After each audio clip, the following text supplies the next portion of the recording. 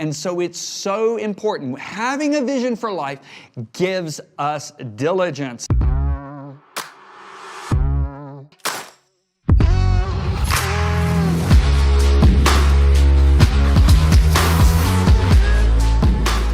Hey everybody, welcome to Lesson 6 of the Multiplication course. Again, I'm speaking to you out of what is written in the book X, Multiply Your God-Given Potential. I can't emphasize enough the importance of reading this book. There is so much more, so many keys in this book that I will not be able to cover even in 12 lessons.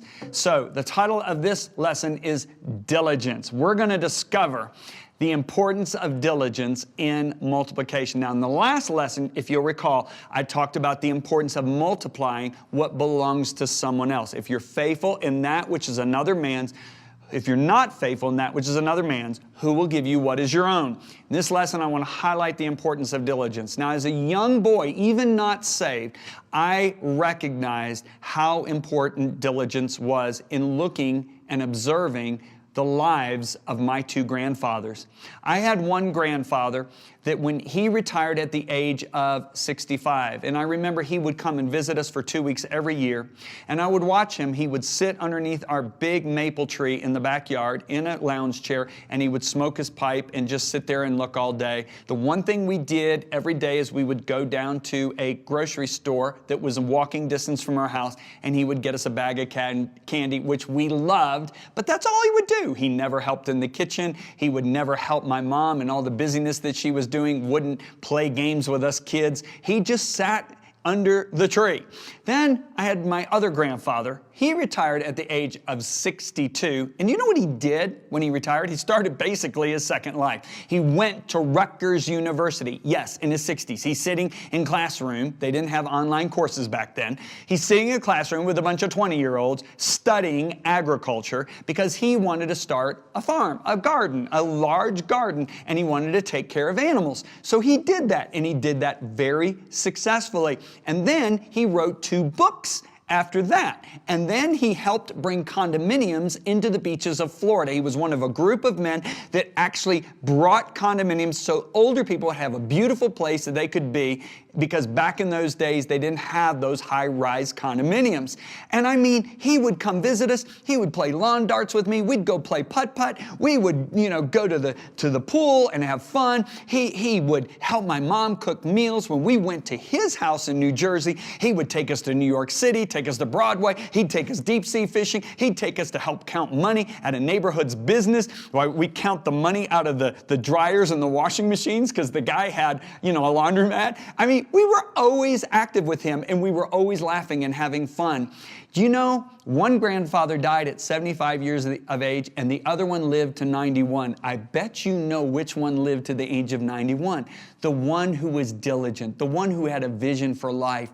And so it's so important. Having a vision for life gives us diligence. And so multiplication, let me just say this, will not manifest out of a slothful, hesitant, careless, or apathetic motivation. I believe one of the greatest temptations in life, bar none, is the temptation to coast. We hit a level of success, and we all of a sudden now start saying, I'm going to maintain instead of continue to multiply. So I want to read to you out of Romans chapter 12, verse 11. Paul writes this. Remember, this is a command. This is not a suggestion or a recommendation. Listen to his words. Never be lazy. Okay? Did you hear that? Never be lazy. If you have a tendency to go to lazy mode, you better check yourself. Now, does that mean we never rest? No, never, never, never. God says you are to take Sabbaths or Shabbats, whatever you want to call it. You are to rest on that 7th day. I'm not saying you have to physically do 7th. In the New Testament, I see that it's more of a making sure you get a right rhythm of life where when you're resting for the purpose of producing more, but when you're working, you're diligent. Okay, I hope that's clear. Never be lazy, but Work hard. Remember, this is a command. This is the Apostle Paul. Work hard and serve the Lord enthusiastically. First of all, Paul says, work hard. This is one of the first traits you must exhibit to multiply. Second, he says, do it enthusiastically. Now, I love that word enthusiastically. It's actually, its origins, it's a Latin word, and you know what it means? God within. When you see somebody who's got an enthusiastic attitude, often it is motivated by their vision from life, and it's God working within them. So hard work, and I want to make this statement, I want you to write this down. Hard work is the evidence of true faith. Okay, write that down. Hard work is the evidence of true faith. Your belief is what energizes you. You know, a lot of people, I'm 61 years old, and people say, man, you just don't seem 60. I would guess you in your late 40s, and you have the energy of a 40-year-old. I'd say, yeah, because I got a vision. I got a vision. I'm engaged. I'm multiplying with the gifts that God's placed in my life, and I'm just going. I'm going to be more like my grandfather who lived till he was 91. An important exception is this. Not all hard work is an outward sign of faith. Sometimes the motivation is fear, but you'll never find somebody who has faith who's lazy. So you will always find diligence in a person who has faith.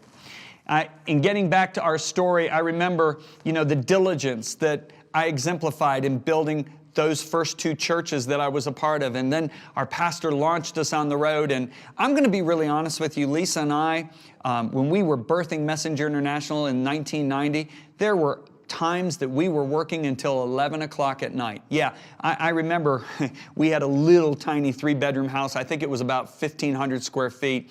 And we put our 2 sons in one room, and we made the 3rd bedroom our office. And I was duplicating tapes sometimes at 11 o'clock at night. Duplicating tapes, yeah. We'd have a master, and then you'd have slaves. They called the slaves. And we'd put the cassette tapes in there, and it would reproduce from the master to the slaves. Then I would type it on a typewriter, because we didn't have a computer in 1990, and then we'd put the label on there. I was the secretary, I was the mailman, Lisa was doing all the same things. We were, doing our newsletter that went out to about 150 people. We were collating them physically, according to zip code, putting stamps on them. I mean, we're doing everything. We're busy, we're diligent, because we knew we were called to preach what God had put within us to people, and we wanted to be diligent about it.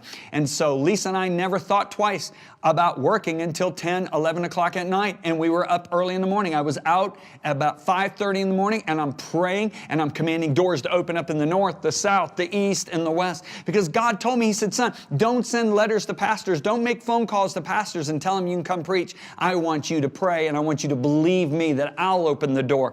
And I'm telling you, it was amazing. There were times we'd go 3 weeks, and I wouldn't have a place to preach, but I just keep doing the same thing, making more tapes, praying in the morning, writing more letters and thank you notes, and writing articles for our newsletter, and that was a real job for me, because that gift of writing hadn't come on me yet. But anyway, we're exemplifying what it means to be diligent. But then the word came in the summer of 1991. God spoke to me and said, son, I want you to write. And I remember doing nothing, as I told you in an earlier lesson. 10 months later, those 2 women came to me from 2 different states. They said, John, if you don't write what God's giving you to write, He'll give the message to somebody else, and one day you're going to have to give an account of it. I remember writing that contract with God. And then I sat down and I started writing.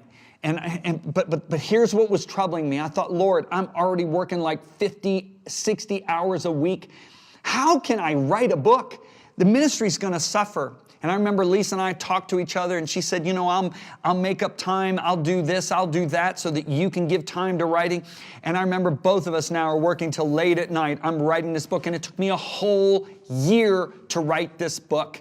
And I remember the first editor we sent it to, he said it was horrible. And he said, who do you think you are to make statements like this that you made in your book? Because I was calling for people to repent and this and that. And I was like, oh my gosh. And so we sent it to another editor, and he edited it and did a horrible job. So we sent it to another editor, and she said, hey, you can't fix a botch. I recommend you just throw everything those two editors did away. I know you paid money for both of them. Throw it away and start from your original manuscript. And she said, Lisa, you should edit your husband's book and then send it to me. Well, this woman did a fabulous job, and I sent my manuscript to two publishers, two nationally known publishers, one in Orlando, one in Tulsa, Oklahoma. The one in Tulsa I'd never heard from. The one in Orlando wrote back and said, your manuscript is too preachy. We don't want it. We only do big names, people that are known and all this kind of stuff. And I was like, oh my gosh. So I said, God, what do I do? I said, you told me to write. So I said, Lisa, let's just print it ourselves. Let's self-publish it. So we printed 5,000 copies. And I remember putting boxes in our little Honda Civic. We're going to the churches. I'm preaching my heart out on this message. And I'm telling you, the books would just fly off the table. I mean, if there was 80 people in the church, it was like 40 books sold because the message really had substance to it.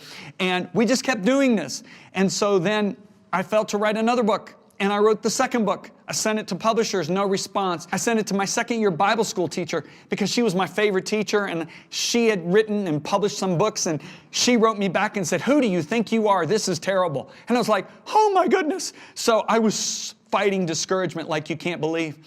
And I remember at one point in time, I laid on our living room floor and just stared at a spot in the ceiling for like 30 minutes.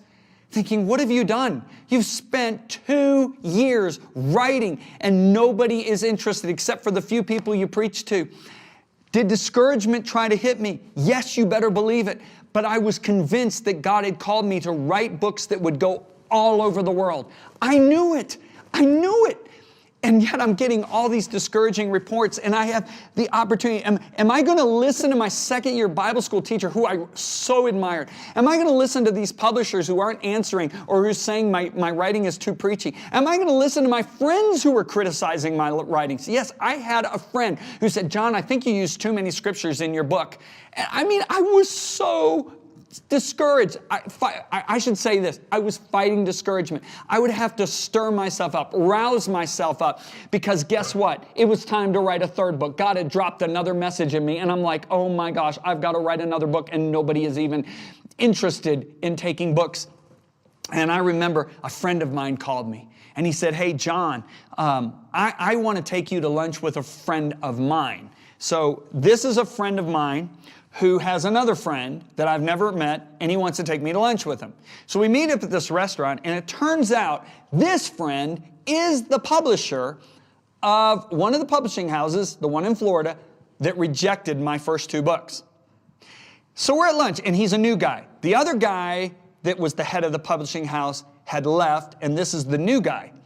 And the new guy's just looking at me, asking about my family, asking about what we do. And he said, so you travel and preach. What are you preaching right now? And I started sharing with him about offenses, how offenses take people into captivity.